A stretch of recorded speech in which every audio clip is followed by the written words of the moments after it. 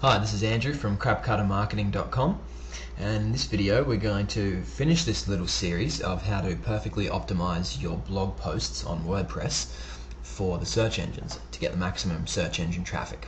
So we're going to look in this video at the plugin that I use, and that is the most popular and the most effective for allowing you to perfectly optimize all of your content, all of your posts for the keywords that you're trying to target.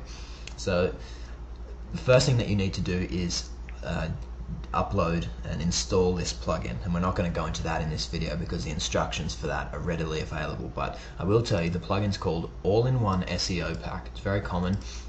If you do a quick Google search, you'll find it at that URL. So once you've downloaded that plugin and you've installed it to your blog with the instructions that you'll find on that page, it's very easy. You come back to here and back to the page where you're writing your post again. So there's two parts to All-in-One SEO Pack.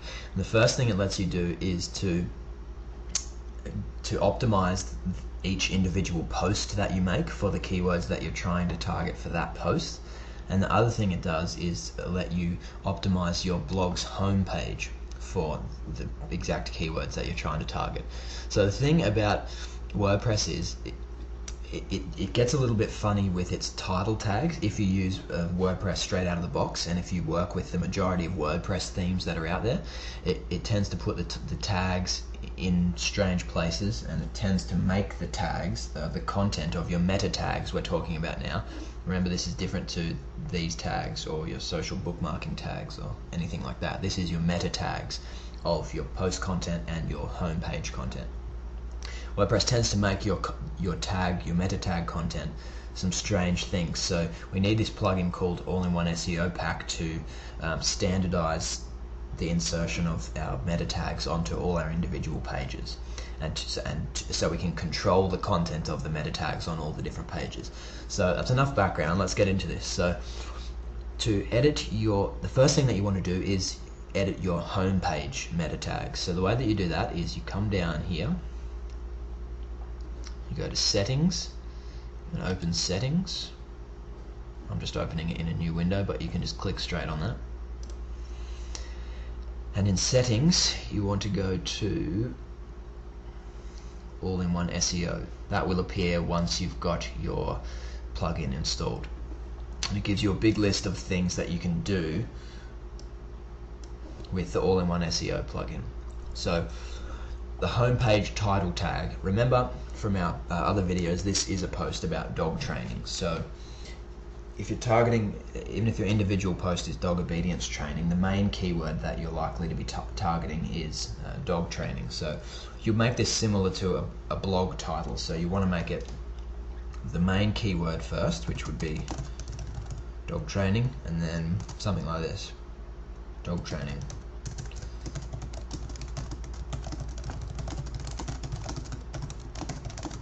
Something like that. So this is the title tag on your homepage, yourblog.com, not any individual post. The home description, so this is the meta description of your homepage.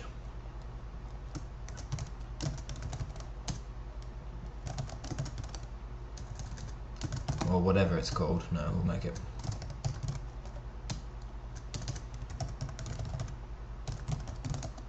That's not a real URL, I'm just using that as an example.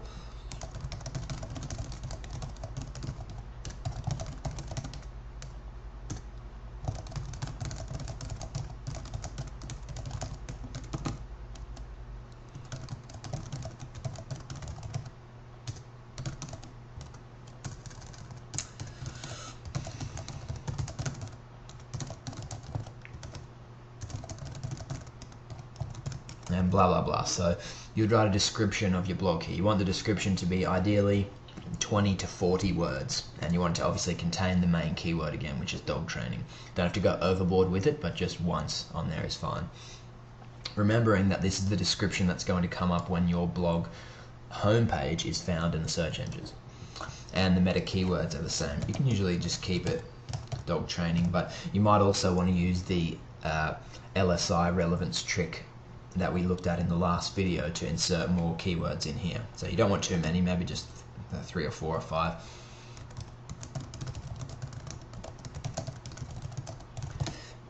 Remember to find out what those words are though, based on the LSI trick we looked at in the last video.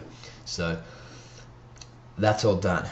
Coming down, rewrite titles. It's vital that you have this ticked because this allows you to recreate the titles for each individual blog post that you make, and it makes it so that WordPress is not going to automatically insert them for you with some content that you don't want. So rewrite titles, make sure you have that ticked. The next maybe 10 options on here are less important, so things like post title format, page title format, the title formats, those by default are at a pretty good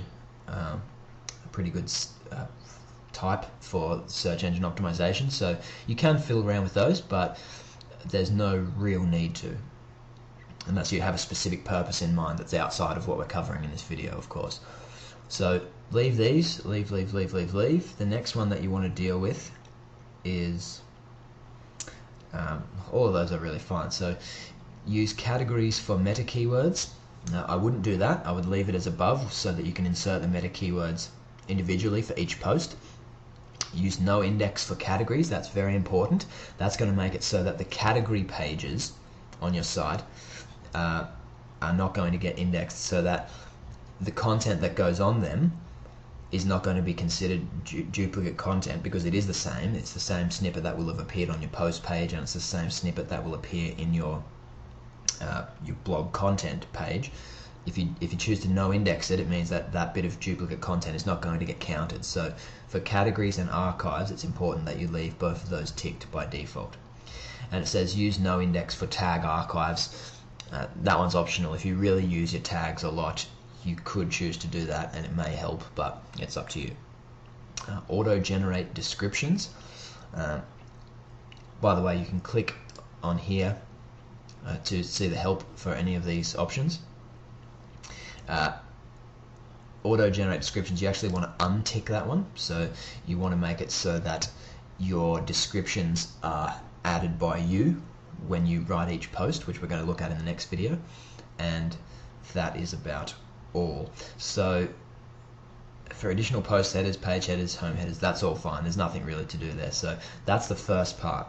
So once you've got these home page options configured, you can come back to your actual blog post and start doing the all-in-one SEO there. But for the sake of simplicity, we're going to split this up. This is going to be the end of this video, and we'll look at the final part of using all-in-one SEO pack on the next video.